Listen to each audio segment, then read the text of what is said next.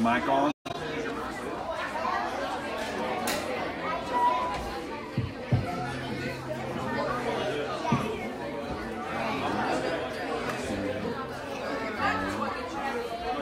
Good morning. Good morning. It's thankful to be here. No, there was a time when church was something I didn't even think about. You know, I didn't want to show up in the parking lot. I didn't want to be seen here in church. But thankfully, I'm here where I need to be. God's brought me here. And I'm just really thankful that I have a church that after 7 months of staying at home and eating donuts on Sunday, they accepted me. And I'm so happy to be here. It's an amazing church, and we're all friends. Everybody's guests here. I'm thankful I can be open. I can talk about whatever I want to. I can be forgiven. God is amazing. Amen. We're going to pray real quick before they sing and everything. Everybody should bow your head. Dear Heavenly Father, we thank you for this day. We thank you for these singers. We thank you for everything you've given us, Lord. Lord, it's amazing what we have here. And we may have a small church, but the power of God is big. You're amazing, God. We can never give you enough praise. We pray that whoever needs something this morning gets it, Lord. The miracles that need to be delivered, you give them. In your name. And let the church say, Amen. Amen. Good job. Good job.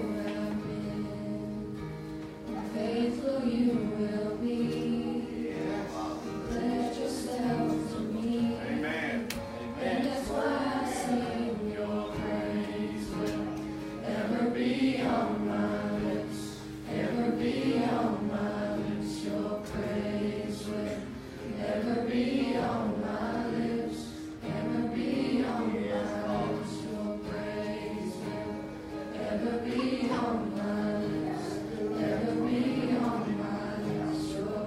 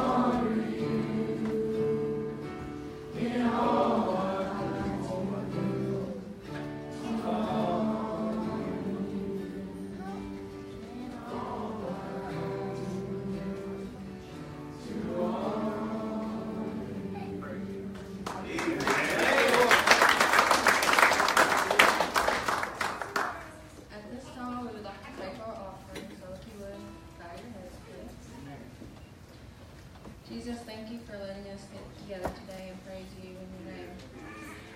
Bless the offering to go for what you want it to, and bless those who can give and those who can't. In your name, amen. Amen. Good job. Amen.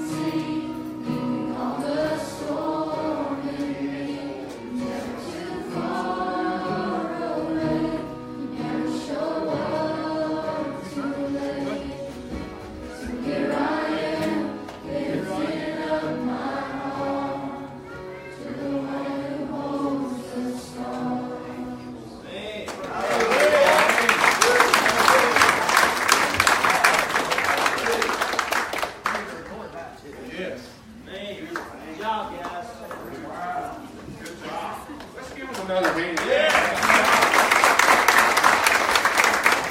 They were a little nervous about everything, and I told them that they just it'll be okay, because people are not here to judge, they're here to worship. So I told them, I said, if you mess up, just keep on playing. They did an amazing job. I'm so proud of them. They put in the time and the effort because there's not a lot of people that will do what they've done.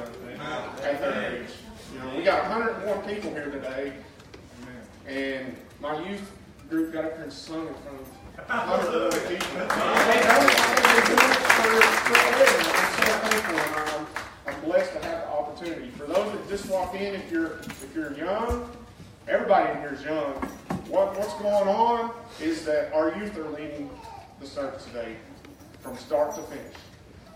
On Wednesdays, we have our starts at 6:30. We have Bible study. We also have our youth service. It starts at 6:30.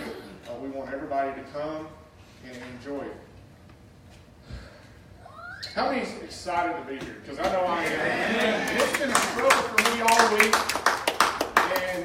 And I've been fighting for this message. And when Brandon asked me to preach, he said, we're going to go with the theme. He said, we're going to fight fire with fire.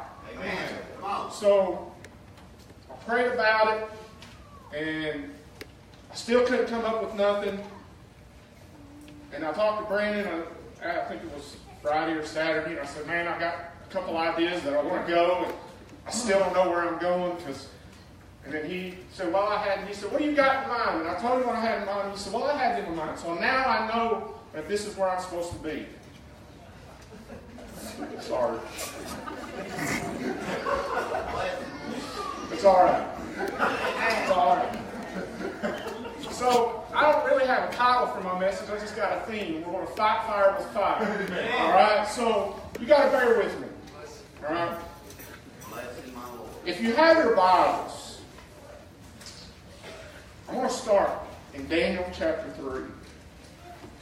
But the first thing I want to talk about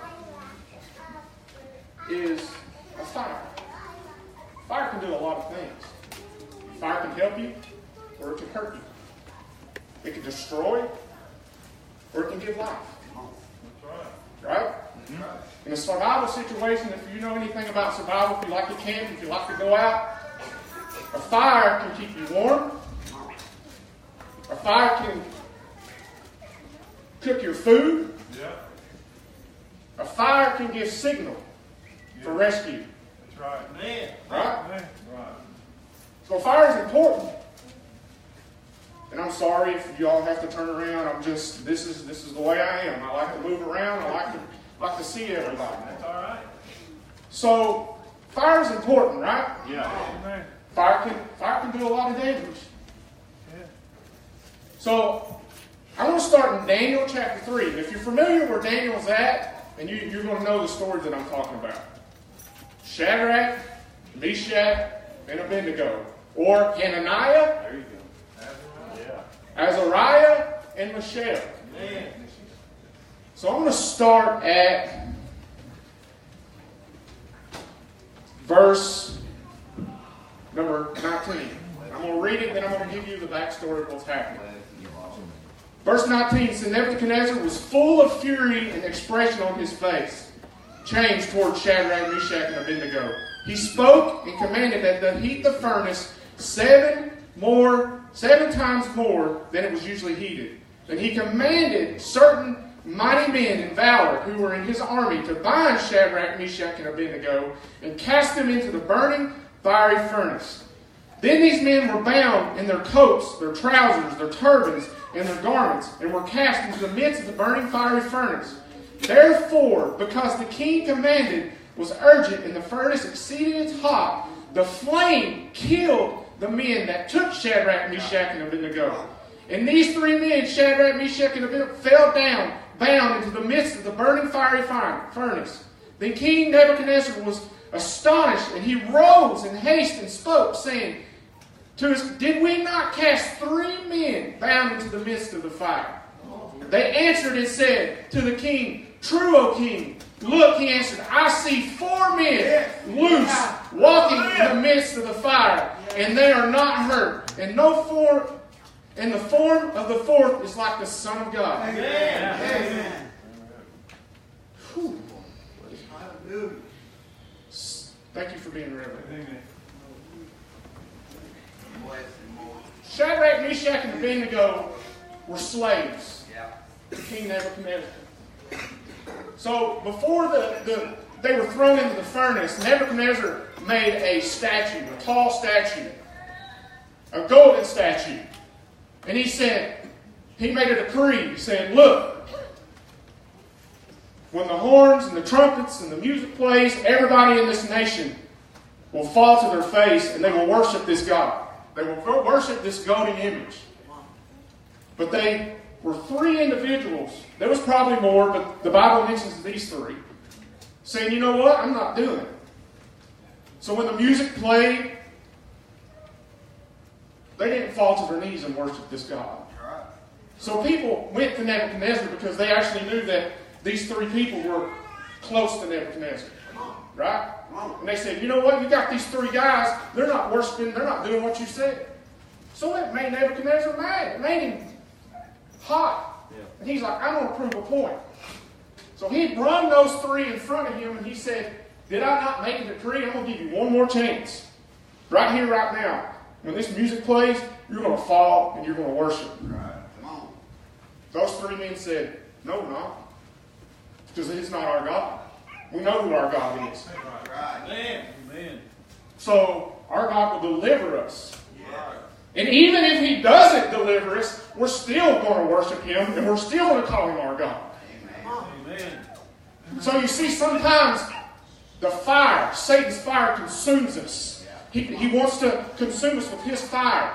But these 3, they didn't allow his fire to consume us because they had a fire of their own. They had the Holy Spirit of Christ. That is our fire. That is our fire. That is what we fight with. That is what we fight the devil back with. Everybody, I'm sure everybody knows who Mario Brothers is, right? Super Mario Brothers. Back in the day, you youngins don't know the struggle. You had a Nintendo. And right here, you had your TV, not a flat screen, a tube TV that weighed more than a car. So you had to put your Nintendo there and didn't have it saved. If somebody turned it off, you just have to start all over again. Okay? So you're sitting here, this is how you had to play. My favorite game was Mario Brothers. Okay? So, Mario, there was a little flower that you had to give. So, everybody know where I'm going with this. Okay? And that fire made Mario big and strong. But when Mario ran around, you hit that A button and you could fight fire. You could shoot fire right out of your mouth. Some of us, we need to, when we feel like we're consumed with the fire that Satan heat, fight it. You got the Spirit, you got the rose, you got the flower. He makes you big, He makes you strong. He makes you fearless. You got to be like Mario. That's right. Start spitting that fire out. Hallelujah. You got to spit it out. You can't be ashamed and sit back. He gave you that. That is a gift. When you get saved, that is a gift that you have. That is what happened. That's when He died on the cross. He rose again and He ascended. That's what He left. He left that fire. He left that Spirit. Amen.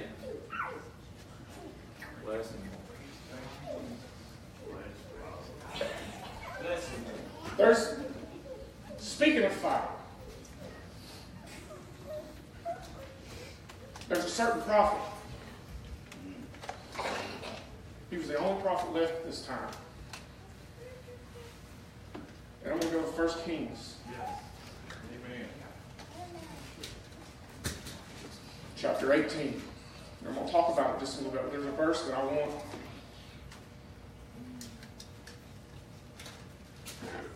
There's a verse, I can't, it's 38. Elijah. There was a drought during this time of the year. So Elijah was coming, and the king at the time, he was supposed to go meet Ahab, I think is what, Ahab. So they meet, and Ahab's like, you're a troublemaker. What are you even doing here? He said, Elijah was like, I'm not a troublemaker, you're the troublemaker. He said, you guys are worse than Baal. Who's this guy? Who is he? I'm the only prophet left and you have 450 prophets. He said, so you know what I'm going to do? He's in the fire. Elijah's in the fire right now as we speak. Because he's having to prove his God. So they go to a place called Mount Carmel. That's right. He's like, you know what? We're gonna fight. I'm gonna fight fire with fire right here. Man. I'm gonna fight fire with fire. So he said, bring me 2 calves. We're both gonna spread. We're gonna set an altar.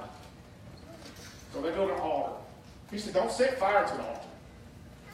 He said, you have your one, I'll have mine. He said, so I want you to go ahead. I want you to go ahead and let Baal take care of what we're getting ready to do. So they prayed. They started calling out to their God. Yeah. It got so crazy that they started cutting themselves. That's right. Come on. It's untelling what else they were doing. Could you imagine what was going through Elijah's mind at the time? Because these people were crazy. He started making fun of them.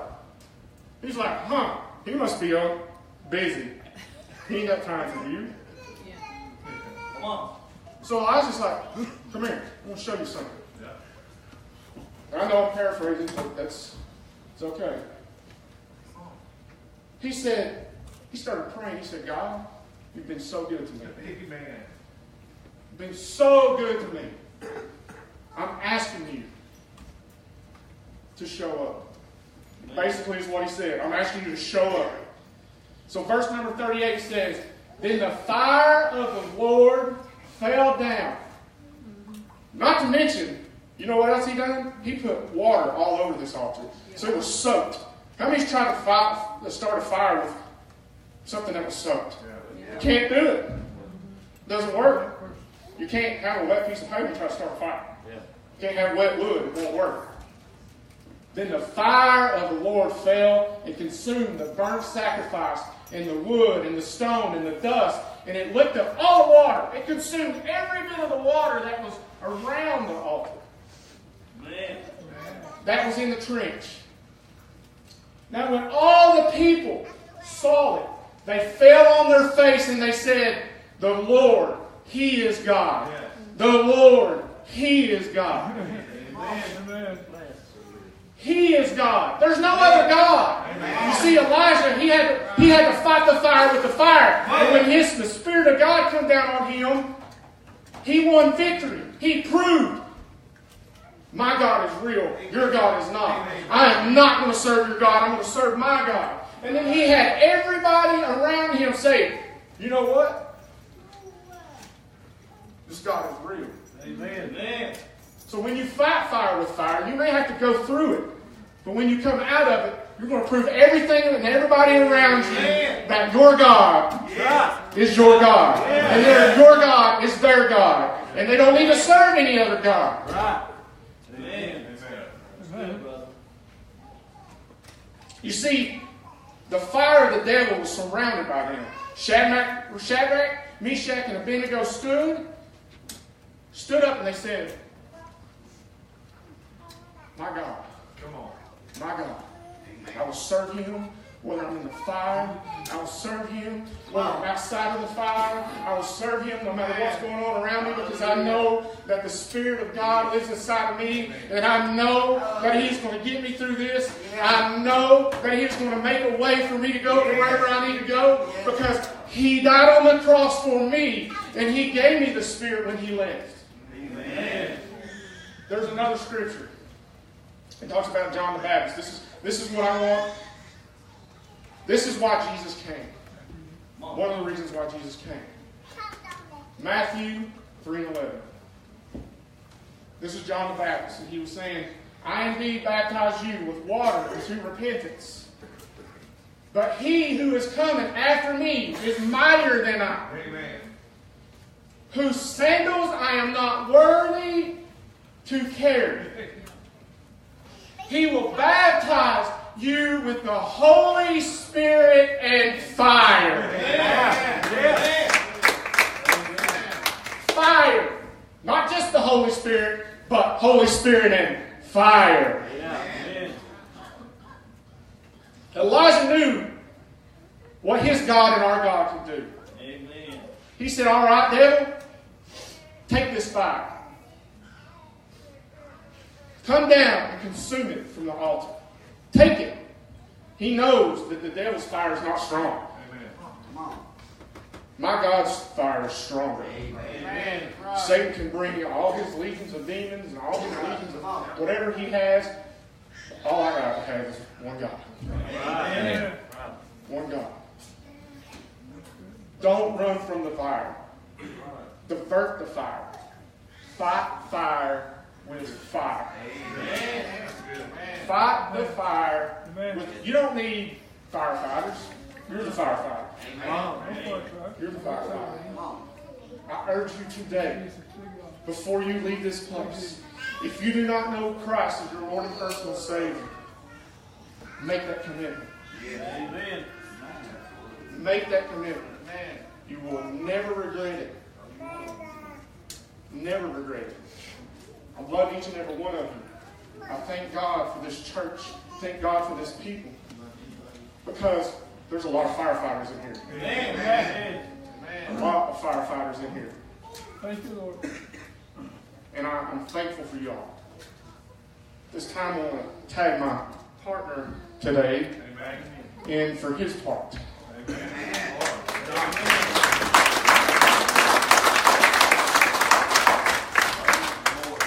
Like Restoration WrestleMania this morning. You know, one of the reasons that we decided to do tag team messages for the youth services, we're doing these every quarter, and we're a little off on this one because of Easter. We didn't want to do a youth service for our Easter Sunday. But one of the reasons that we chose to do tag team services is because it's important for our young people to know you can't do it by yourself. It doesn't matter if you're the pastor, doesn't matter what your position, what your title is, we're not isolated. And that's not how Jesus designed this relationship, is for us to be isolated. He doesn't want our church to be isolated from other churches. He doesn't want our church to be isolated from the community. It's important to understand that you have to have a team. You have to have a circle of people that have your back. And I'm thankful that Brother Stephen and Eli and JP and all the others that work with our youth have my back as the student life pastor. That circle is so precious to me. It's so important to me. I want to hit real quick back on what Brother Stephen was talking about, Brother Roy. The fire in the Lord, the fire in the Lord, Jesus, was stronger than the fire in the furnace. Hebrews chapter 12, verse 29 says that, for our God is a consuming fire.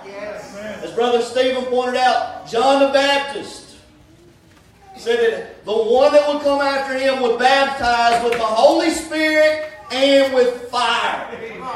But Ronnie, there's a lot of that Holy Spirit fire missing in our churches today. There's a lot of that Holy Spirit fire missing in our people today. That's right. Holy fire. Roy, we need holy fire. Amen. The holy fire is good for make them ribs too, isn't it? But holy fire is a wonderful illustration of the power of the Holy Spirit. The other night at our men's meeting, Brother Bill, man, he was wanting to start preaching my message. Me and him were talking after our men's meeting, and he was talking about the power of the Holy Spirit. And I was kind of doing that, right, yep, because I didn't want to preach my message right there. You know, but he was trying, Ronnie, he was trying. I had to pull him back. All right? But the Holy Spirit, that holy fire, is manifest in three ways. Okay? It's manifest in relationship. It's manifest in passion and boldness. And it's manifest in refinement. Okay? Relationship. Nearness, presence. The Holy Spirit brings us near to the Lord. God's used fire throughout the generations to prove His presence was with the Israelites. His presence was with His disciples. His presence is with us. That holy fire, that nearness that we feel on the inside. And one of our young people, we did an activity with them on Wednesday. And Eli, this activity was to kind of show them how they start out thinking about something, and then when they pray, they start to see it differently. And this one young man, it was the relationship that changed for him. In the beginning, he said, Jesus was all about, He came to forgive our sins. Okay, and that's right. But after he prayed, the relationship started to come out. He said, well, I changed it. Jesus came to save me from my sins. See, the difference between relationship and religion is the difference between ours and mine. You don't have relationship until you realize it's you, your sin. Jesus came to save me from my sins, Brother Roy. He came to save you from your sins, but He came to save me from mine, and that's personal to me. That's relationship. I don't want religion. I want relationship. If this is your first time at Restoration Church today, I want you to know we're about relationship, not religion. In everything we do, it's about relationship with God first, but relationship with one another second. It's a special place, and I'm thankful to be a part of it. Romans chapter 8, verse 9 says, you, however, are not in the realm of the flesh, but are in the realm of the Spirit. If indeed the Spirit of God lives in you, and if anyone does not have the Spirit of Christ, they do not belong to Christ. Pay attention, church. You have to have relationship. Amen. The second thing, the Holy Spirit comes to bring passion and boldness. That's right. Passion and boldness. If you spend any time with me, you're going to find out I'm a pretty intense dude. The youth are back there probably going, me and Eli are both pretty intense. We're pretty passionate. That's one of the reasons why we get along so well. Ronnie's a passionate pastor. He's passionate about his love for God. He's passionate for his love for his church and for his family. If you're going to work with me, if you're going to live with me, just say amen. If you're going to minister with me, you're going to have to understand that there's some intensity that you're going to have to deal with. But if I'm your friend, if I'm your brother, if I'm your husband, if I'm your father, that intensity is going to come out in everything I do. Because the Holy Spirit has given me passion and boldness.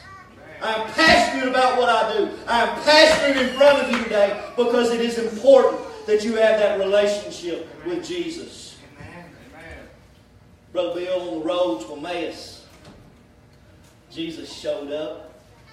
He showed up to a couple of disciples. And He spoke with them and He walked with them. And He said one of my favorite things in the Bible. And their response is something I like even better, and that's what we're going to look at. See, on that road to Emmaus, Luke chapter 24:32, these two disciples, they asked each other, were not our hearts burning within us while we talked on the road? And He opened the Scriptures to us. Brother West, that's what it's like.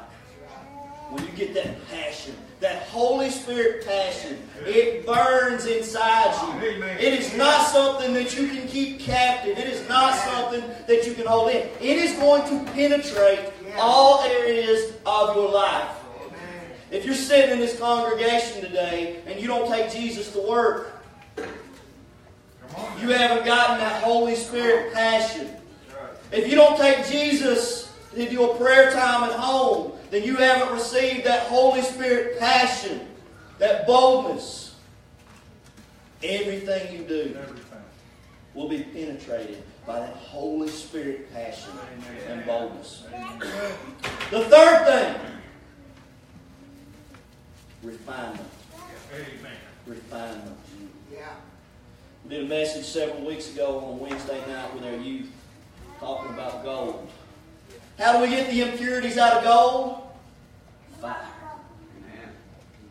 You burn those impurities out. You melt them out. And that's the third purpose of the Holy Spirit, is for refinement.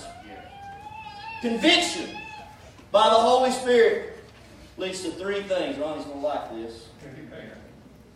Leads to three things. The first one, repentance. Amen. Repentance. confess and ask for forgiveness of your sins. The second thing that the Holy Spirit leads us to through the blood of Jesus is redemption. Repentance and then redemption. Salvation. And the third thing, and this is the great thing, all right? If you're sitting in here today and you're lost and you haven't had that redemption just yet, let me tell you what comes after the redemption. This part you're going to like, Pastor. Restoration. Restoration comes after the redemption. The things that the world has taken, the Lord will restore. The Holy Spirit comes to refine, to make us better, to help us become the best version of ourselves that we possibly can be. And it's so important that in your striving heart, that you're striving to meet that Holy Spirit, to improve your relationship, to improve your passion and your boldness, and to refine you into the work that God Almighty has in mind for your life. Amen. Now, can we get silly for just a second? Because we're a little different, folks. You know, in doing this message, it started out with the altar call and I had to work backwards. You ever done that, Pastor? It's kind of a weird process when you're working backwards, right? But it all started, I heard a song on the radio and it took me back. It made me think about my uncle, and I'll talk about him in a second. But you know, the world's on fire, Brother Roy. But it's not that Holy Spirit fire, G. Right. Come on. Satan lit a candle, lit a fire, all the way back in Genesis. And that fire's still burning.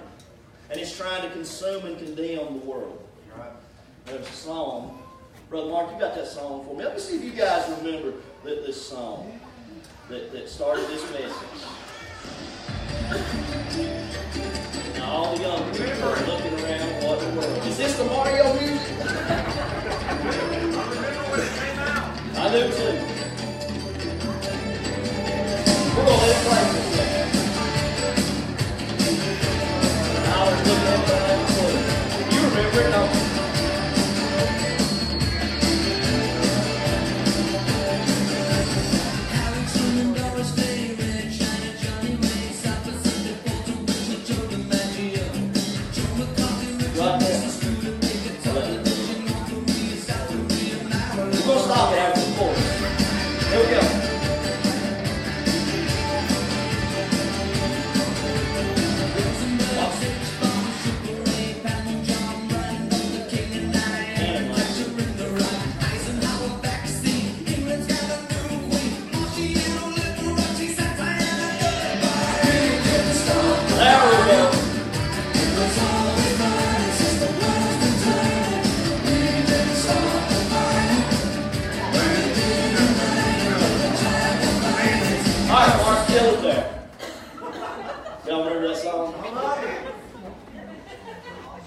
Here's the thing. I remember being about the age of my little girl. Okay, I'm going to stand up and tall like Pastor Ron.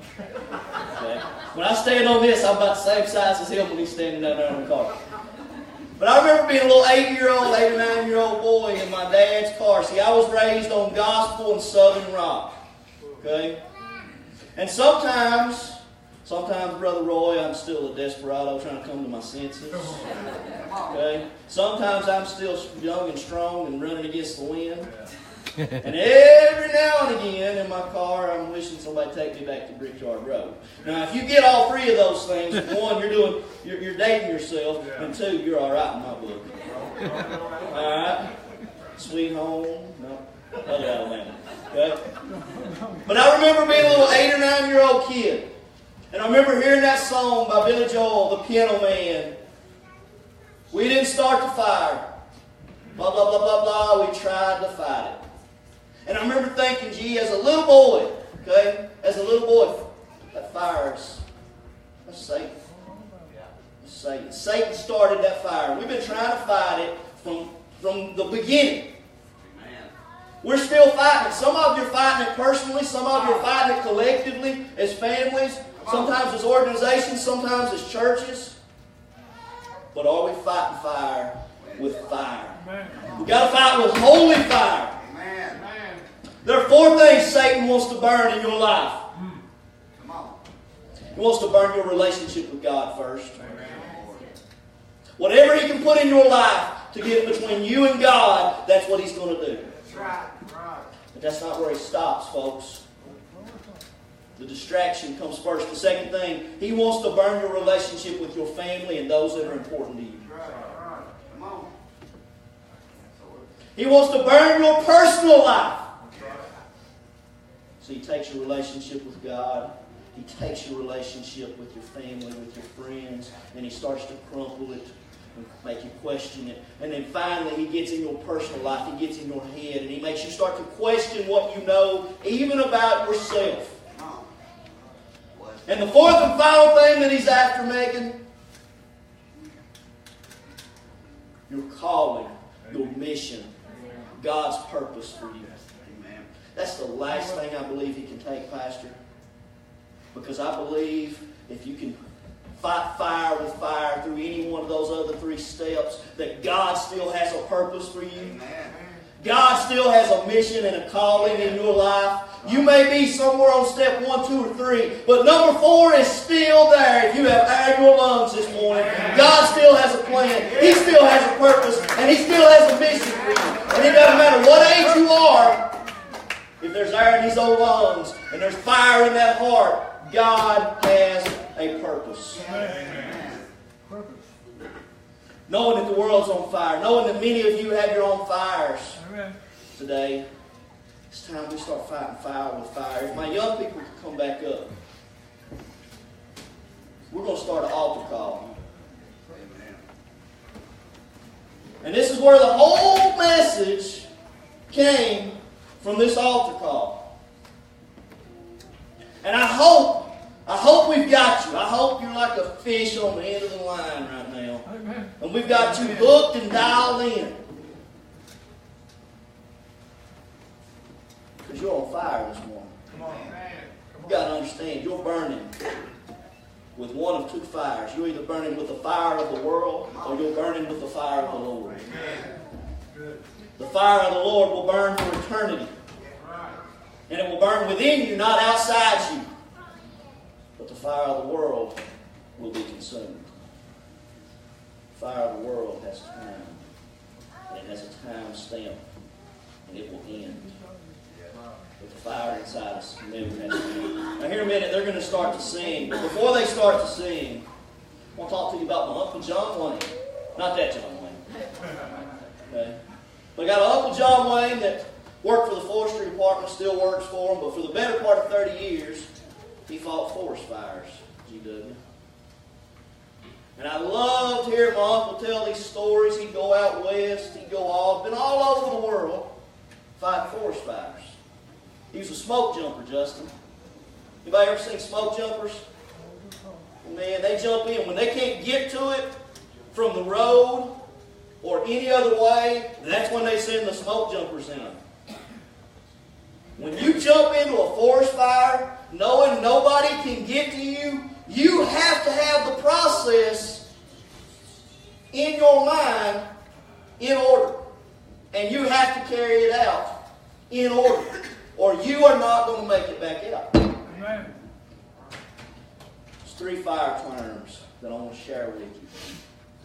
And then we're going to start our altar call. And I hope you'll pick up what I'm laying down this morning. First one's a blow up. For forest firefighters, the term blow up means a dangerous, rapidly spreading fire. Now there are people in this room today that you're having a blow up of sin in your life. And it's dangerous. And it spreads rapidly. Sin doesn't move slow. Sometimes it blows up in every facet of your life. So if you know right now that you're experiencing a blow-up, if you know somebody in your family is experiencing a blow-up, a dangerous, rapid spread of sin,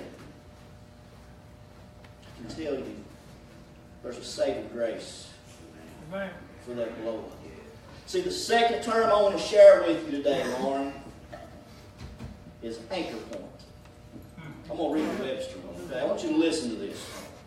An advantageous location with a barrier from which fire cannot spread. Wow. Wow. Anchor point. Jesus, altar, anchor point. An advantageous area from where fire cannot spread. What you got to understand today, people, is the territory that Jesus occupies, Satan cannot occupy. He cannot fill the space that Jesus occupies. Amen. What space does Satan occupy in your life this morning? What have you handed to Satan and taken from Jesus? What can you give back to the Lord today that Satan has put his stamp on? The anchor point is this altar today. Amen. So if you're lost and you're experiencing a blow-up and you need to find the anchor point, an anchor that's going to hold Brother Roy, it's right here at this altar today. Amen. The last term I want to share for you, this is where the church, this is where your ministers, this is where your prayer warriors, where your leaders, where those that are saved, that are refined, that have relationship, that have passion and boldness, this is where you come in. See those smoke jumpers? They jump into the smoke, they jump into the fire. And the first thing that they do is they build a fire line. Wow. Explain to you what a fire line is. Okay? They dig a trench first. And behind that trench, on the edge of the fire, they set a new fire. And they burn up the fuel that the fire that's coming up the mountain would use to spread faster. So you've got to burn up the fuel that Satan has in your life so that he can't spread any further. And you burn that with a fire from God that is a consuming fire that leads you into that relationship, that leads you into that passion, that leads you to refinement. Awesome. The last thing, here's what they do with that fire line. You're going to like this one too, Ronnie. I'm branding today. Pulling the brand out. I love it. This is from Webster, though. It says, after the threat is contained. Come on. After the threat is contained, that fire line is the initial point of restoration and reclamation. Okay? That fire line is where they start rebuilding and repairing what was taken. And they work back downhill. Praise God. Listen, if you know today that you need a fire line, if you know that you need an anchor point, today's your day. If our ministers would come, all of our ministers, if you guys would come and just start my fire line. Pastor, come on up too. See, we've got a fire line for you today. You guys can go ahead and begin to play. We've got a fire line that is ready for you today. All you have to do is get a little bit of that Holy Spirit, that holy fire, and you can head towards redemption and restoration and reclamation. Amen. The altars are open. Come to the anchor point. Amen. Don't miss your opportunity Amen. to start a new fire. Fire that burns deep in your heart. Altars are open.